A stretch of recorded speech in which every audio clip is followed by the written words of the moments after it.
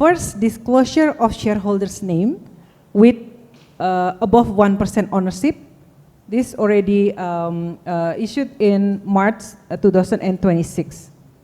The second is more granular investor classification. Remember the first time I announced this, I proposed to from 9 to 25, but now we can deliver in 39 categories. So it's very granular. This is done by Indonesia Central Security Depository or KSEI that conducted the detailing of the investor classification supported by market participant to be published monthly in IDX website. This already start in April 2026. The third, raising the minimum free float threshold from currently 7.5% to 15%. There is already stipulated by IDX regulation number 1A, or this is, we know this as listing regulation in IDX. The fourth one is announcement of high shareholding concentration or HSC, high shareholding concentration, as an early warning mechanism for investors.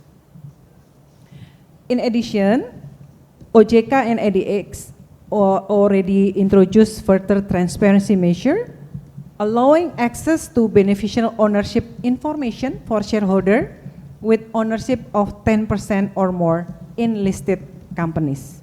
Presiden Prabowo Subianto menilai kondisi Indonesia saat ini masih aman dan relatif lebih baik dibandingkan dengan negara lain meski dunia tengah menghadapi dampak konflik di Timur Tengah.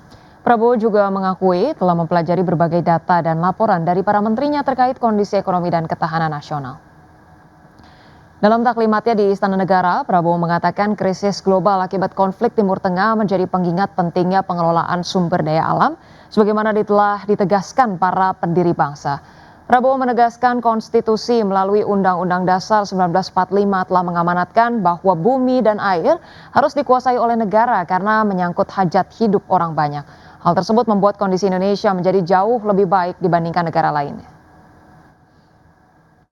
Jadi saudara-saudara, apa yang kita alami sekarang, krisis yang terjadi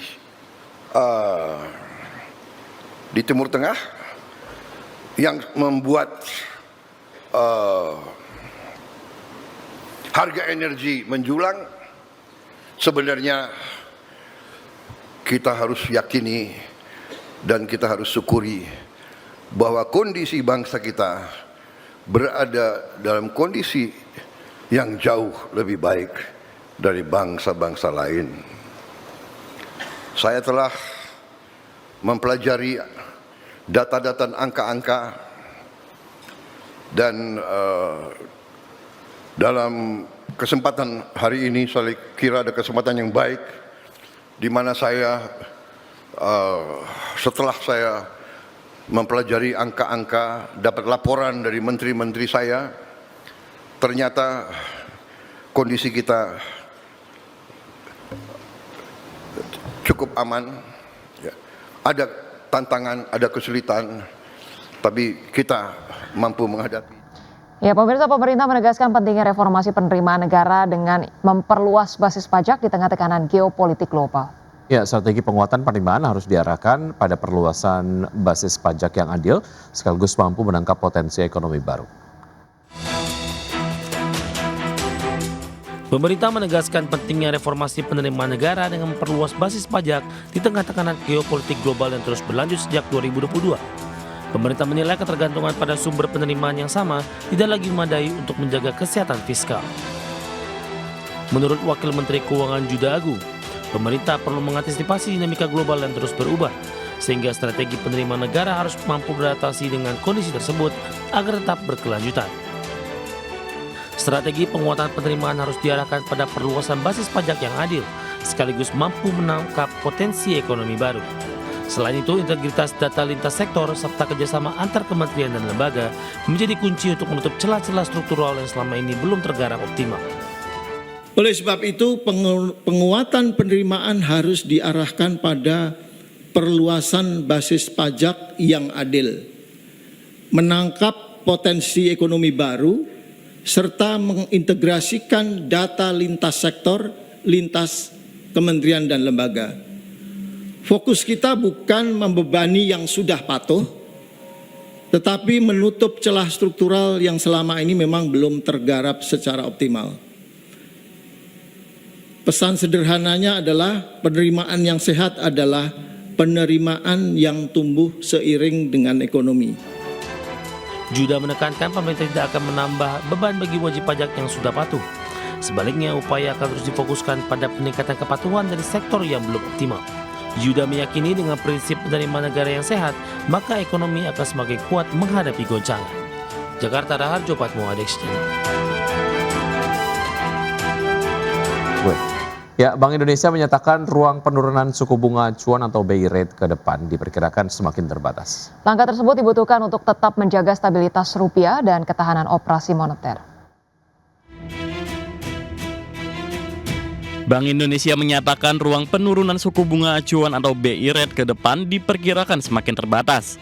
Keterbatasan penurunan suku bunga acuan ini dipengaruhi oleh ketidakpastian global yang meningkat akibat konflik berkepanjangan antara Amerika Serikat dan Israel melawan Iran.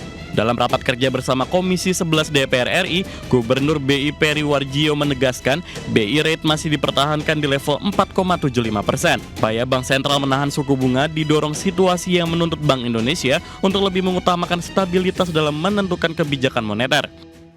Meskipun BI rate kami pertahankan 4,75, nampaknya ke depan untuk ruang penurunannya kemungkinan semakin lama semakin tertutup, dan kami pun juga harus kemudian menyikapinya untuk menggunakan untuk stabilitas. Oleh karena itu, kenapa sekarang untuk tahun 2026 ini untuk SRBI-nya grafik sana mulai akan naik. Ini agar memang kami harus juga membalas antara keperluan menstabilkan nilai tukar, intervensi, dan juga bagaimana supaya outflow itu tidak terlalu buruk sehingga kemudian masih terjadi outflow. Peri menyebut konflik geopolitik saat ini telah memperburuk prospek perekonomian global. Apalagi pertumbuhan ekonomi dunia pada 2026 diperkirakan melemah menjadi 3,1% atau turun dari proyeksi sebelumnya sebesar 3,2%.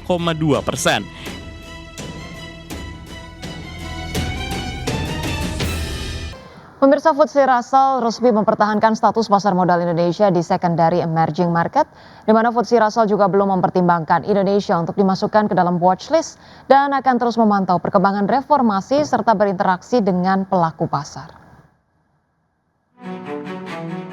FTSE Russell menegaskan saat ini masih mencermati implementasi berbagai langkah reformasi yang tengah dijalankan di pasar modal Indonesia. Langkah pemantauan ini dilakukan setelah FTSE Russell menunda peninjauan indeks Indonesia di Maret 2026. Sejak saat itu, evaluasi difokuskan ke efektivitas kebijakan yang telah diluncurkan otoritas dalam respons sejumlah catatan terkait kualitas data dan keterbukaan informasi. Sejumlah inisiatif yang telah diperkenalkan diantaranya peningkatan keterbukaan pemegang saham, perluasan klasifikasi investor, penerapan batas minimum free float, serta penguatan sistem pengawasan pasar. Reformasi ini diharapkan dapat memperbaiki keandalan data serta meningkatkan kepercayaan investor. FTSE Russell menegaskan akan terus berkoordinasi dengan pelaku pasar untuk menghimpun masukan atas implementasi kebijakan tersebut. Hasil pemantauan ini akan menjadi salah satu dasar dalam menentukan perlakuan terhadap sekuritas Indonesia pada peninjauan indeks berikutnya. Berikut poin-poin utama dari pengumuman FTSE Russell terkait Indonesia status tetap.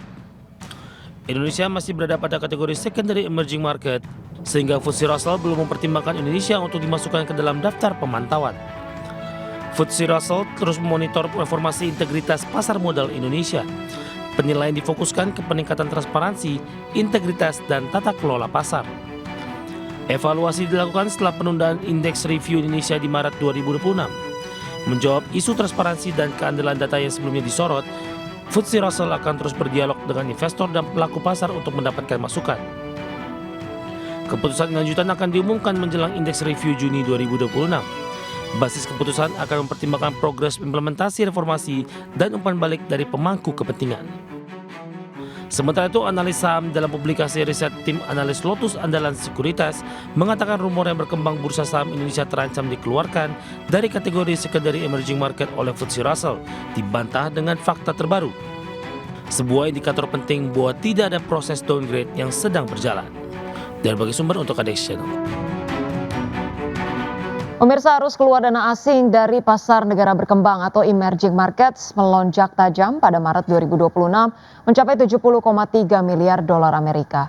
Meski demikian, Institute of International Finance menilai tekanan outflow pada Maret belum mencerminkan krisis pendanaan secara menyeluruh dan menyebut kondisi ini sebagai periode risk off yang terkonsentrasi. Arus keluar dana asing dari pasar negara berkembang atau emerging markets melonjak tajam pada Maret 2026 mencapai 70,3 miliar US dollar atau terbesar sejak gejolak pasar pada awal pandemi 2020. Melansir Reuters, data dari Institute of International Finance (IIF) menunjukkan tekanan terbesar berasal dari aksi jual di pasar saham terutama di kawasan Asia. Selain itu, investor juga menarik dana dari instrumen pendapatan tetap. IIF menyebut kondisi ini sebagai pembalikan tajam dari arus masuk dana yang sangat besar pada Januari dan masih positif pada Februari. Perubahan ini mencerminkan pergeseran rezim akibat guncangan geopolitik besar, khususnya konflik Iran yang pecah sejak akhir Februari. Secara rinci, arus keluar dari saham negara berkembang mencapai 56 miliar US dollar, terbesar dalam setidaknya 2 dekade terakhir. Laporan tersebut menunjukkan bahwa Asia menjadi pusat tekanan terbesar. Kawasan emerging Asia menyerap hampir seluruh pembalikan arus dana di pasar saham setelah sebelumnya menikmati aliran dana masuk yang kuat di awal tahun. Ekonom senior IIF Jonathan Fortune menilai kondisi ini mencerminkan kerentanan Asia terhadap lonjakan harga minyak serta penyesuaian portofolio berbasis saham teknologi. Meski demikian, Fortune menilai tekanan pada Maret belum mencerminkan krisis pendanaan secara menyeluruh di seluruh aset negara berkembang. Ia menyebut kondisi ini sebagai episode risk off yang terkonsentrasi. Berbagai sumber IDX Channel. Pemirsa, harga minyak merosot tajam pada perdagangan Rabu, bahkan turun di bawah level $100 per barrel. Pemirsa, seiring dengan meningkatnya harapan Selat Hormuz akan segera dibuka kembali setelah Presiden Donald Trump menyetujui gencatan senjata 2 pekan dengan Iran. Minyak mentah berjangka Brent ditutup merosot 13,29% menjadi $94,75 per barrel. Sedangkan minyak mentah berjangka West Texas Intermediate anjlok lebih dalam, yakni 16,41% ke level $94,41 per barrel. Penurunan tajam ini dipicu oleh ekspektasi pasar bahwa jalur pelayaran energi global melalui Selat Hormuz akan kembali normal usai gencatan senjata. Sehingga pemirsa, pasokan minyak yang sempat tertahan dapat segera mengalir ke pasar internasional. Kesepakatan gencatan senjata tersebut tercapai menjelang tenggat waktu yang sebelumnya ditetapkan oleh Trump bagi Iran untuk membuka Selat Hormuz atau menghadapi serangan besar terhadap infrastruktur sipil. Adapun sebagai catatan, sekitar 20% pasokan minyak harian dunia melewati Selat Hormuz, menjadikannya salah satu titik paling krusial dalam perdagangan energi global.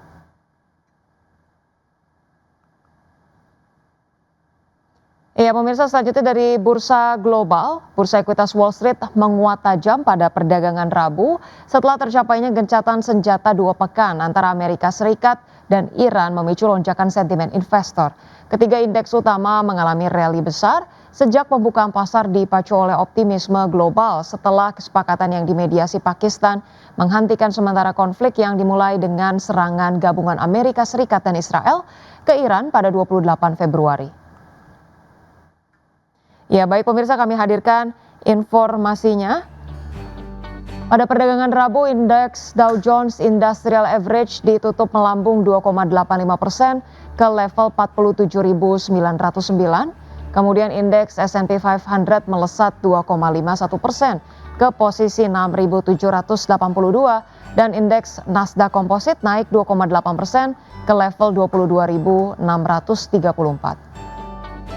Sementara itu, pemirsa, bursa ekuitas Eropa melesat setelah Presiden Donald Trump menyetujui gencatan senjata selama 2 pekan dengan Iran. Karena investor optimistis jalur perdagangan energi melalui Selat Hormuz segera kembali normal. Kami update informasinya pemirsa, indeks Stock 600 ditutup melambung pemirsa 3,88%. Kemudian ditutup indeks Jerman naik 5,06% ke posisi 24.080. Indeks FTSE 100 Inggris naik 2,51% ke posisi 10.608.